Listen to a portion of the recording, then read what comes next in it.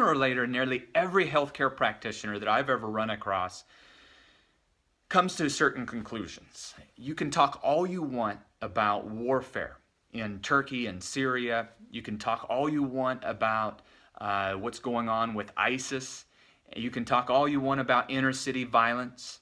But oftentimes it's not the inner city gunfire, but it's the gunfire going off in the inner man. Oftentimes we are our worst enemy.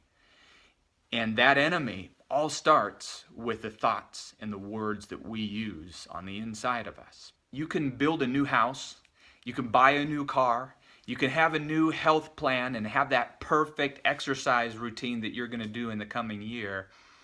But if you don't make changes on the inner man, you're going to attract the exact same health conditions, the exact same old patterns, the exact regained weight that you had that you lost in the first place.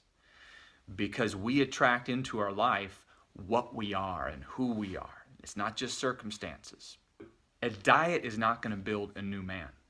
A diet is not going to build a new conversation going on the inside of you.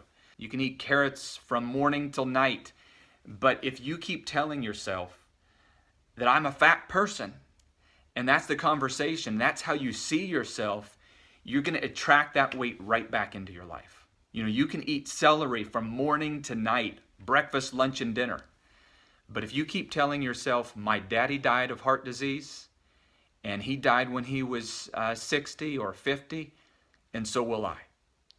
If that's the conversation going on in your head from morning to night, it doesn't matter what hope someone else gives you and what strategies and diet plans and nutrition that a person approaches or what changes they make in their life.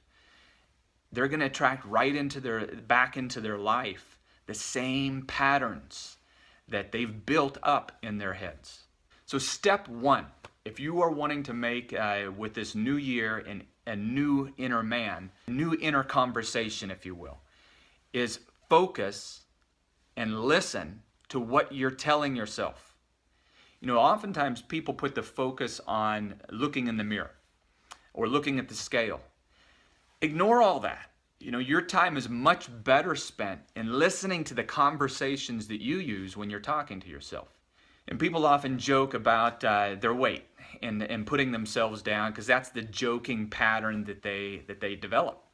But you know, it comes as a shock to a lot of the folks coming in that I don't tolerate that.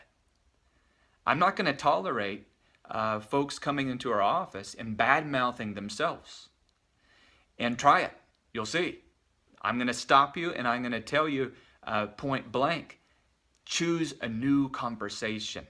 Joke about anything else, but it's not funny to constantly be telling yourself the same negative messages that you've had going on in your mind for the past 20, 30, 40, 50 years. You won't develop a new outer person if you don't develop a new conversation. So eavesdrop on your own conversation. You're looking for step one, eavesdrop on the conversations going on in your head to put an end to the gunfire going off in your mind.